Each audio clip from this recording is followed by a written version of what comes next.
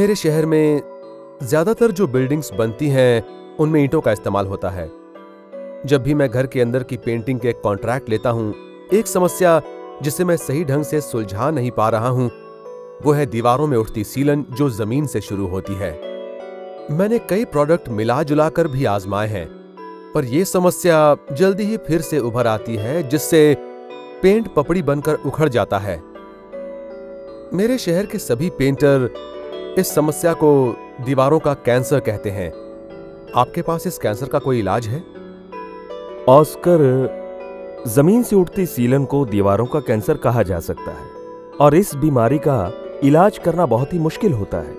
ये सीलन न सिर्फ घर की खूबसूरती को बिगाड़ती है, बल्कि इससे घर में बदबू पैदा होती है तथा जीवाणु और फफूंदी भी पनपते हैं, जिनकी वजह से सांस की कई तकलीफें होती हैं, जैसे कि अस्थमा। चलिए देखते हैं जमीन से उठती सीलन क्यों होती है।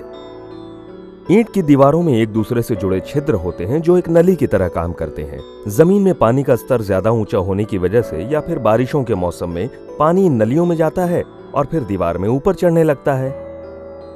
ये पानी प्लास्टर, पीओपी, पुट्टी वगैरह में से उठती सीलन के रूप में नजर आने लगता है। नतीजा पेंट का उखड़ना और कई दूसरी समस्याएं।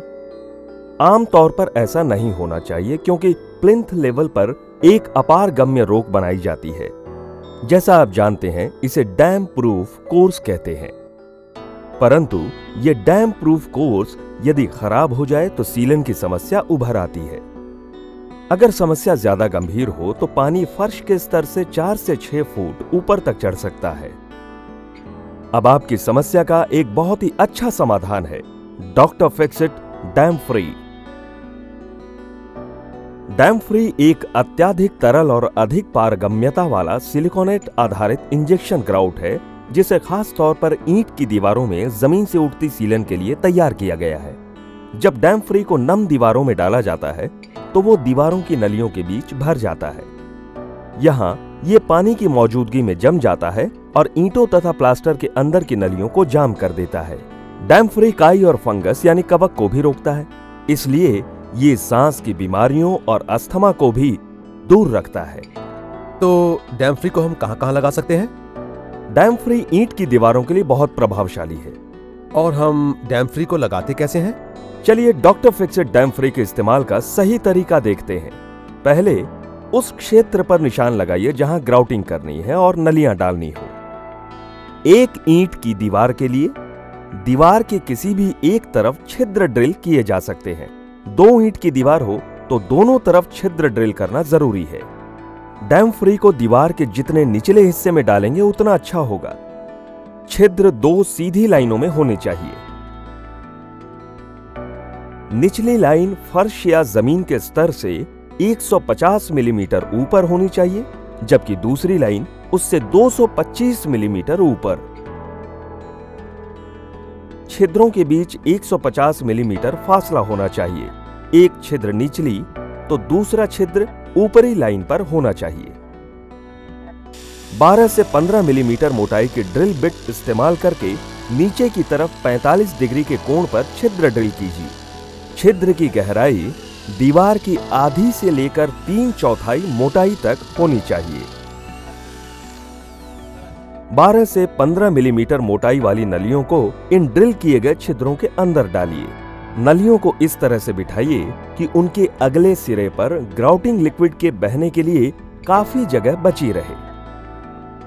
डॉक्टर फिक्स-इट पेडिक्रीट यूआरपी या एमपीबी मिश्रित सीमेंट रेती का मसाला इस्तेमाल करके नलियों को सील कीजिए और सूखने के लिए 24 घंटे तक छोड़ दीजिए। सीलन की गंभीरता के अनुसार डॉक्टर फिक्स-इट डैम फ्री में पानी मिलाया जाता है।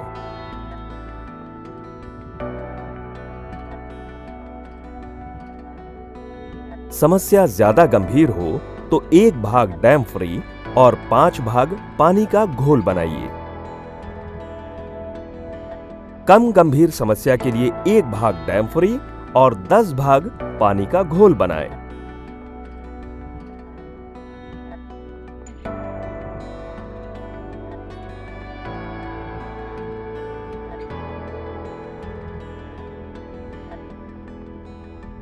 सबसे पहले छिद्र में ग्राउटिंग पंप की मदद से घोले गए डॉक्टर फिक्सिट डैम फ्री को डालिए।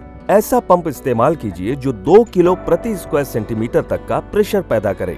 अगर किसी निचले छिद्र से डैम फ्री बाहर निकलने लगे तो पंप मारना बंद करके छिद्र को सील कीजिए, जिसकी विधि हम कुछ देर में बताएंगे। यदि डैम फ्री बाहर ना आए तो पंप जब तक भारी न चलने लगे तब तक पंप कीजिए। डैम फ्री को उस छिद्र में 1 घंटे तक सूखने दीजिए। तब तक आप इस क्षेत्र से कुछ दूर किसी और छिद्र पर काम निपटाइए। 1 घंटे के बाद उसी छिद्र में फिर से डैम फ्री डालिए जब तक आसपास के किसी छिद्र से डैम फ्री न निकलने लगे या पंप जब तक भारी न चलने लगे। अब साथ की नली पर जाकर यही प्रक्रिया दोहराइए। छिद्रों को सील करने के लिए बाहर निकली नलियों को काट दीजिए। किसी उपयुक्त ग्राउटिंग कंपाउंड से छिद्रों को सील कीजिए। अब नजर डालते हैं कुछ सावधानियों पर जो डॉक्टर फिक्सिट डैम फ्री इस्तेमाल करते हुए बरतनी चाहिए। डैम फ्री को दीवारों में उपयुक्त मात्रा में भरना जरूरी है। तब तक पंप कीजिए जब तक डैम फ्री किसी छिद्र से बाहर न निकले या फिर पंप जब तक भारी न चलने लगे। सीलन की गंभीरता के अनुसार ही डैम फ्री में पानी मिलाना चाहिए। आपने बाहरी दीवार में डैम फ्री को इस्तेमाल करने की प्रक्रिया समझा दी, परंतु सीलन अगर अंदर की दीवार में हो तो? हाँ ऑस्कर, अंदर की दीवारों के लिए भी विधि बिल्कुल ऐसी ही रहती है।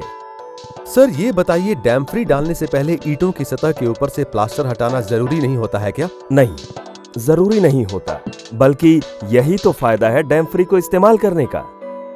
ये बताइए, क्या डैम फ्री पत्थर की दीवारों या कंक्रीट में भी काम आता है?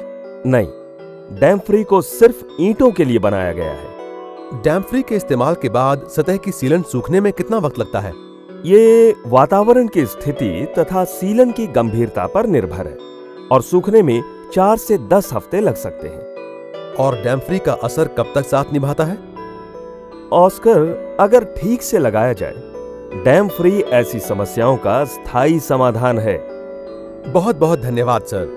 मुझे यकीन है मेरे सभी कॉन्ट्रैक्टर दोस्त डैम फ्री की मदद से जमीन से उठती सीलन की समस्याओं से छुटकारा पा सकेंगे। मुझे खुशी है कि मैं आपकी सहायता कर सका। धन्यवाद।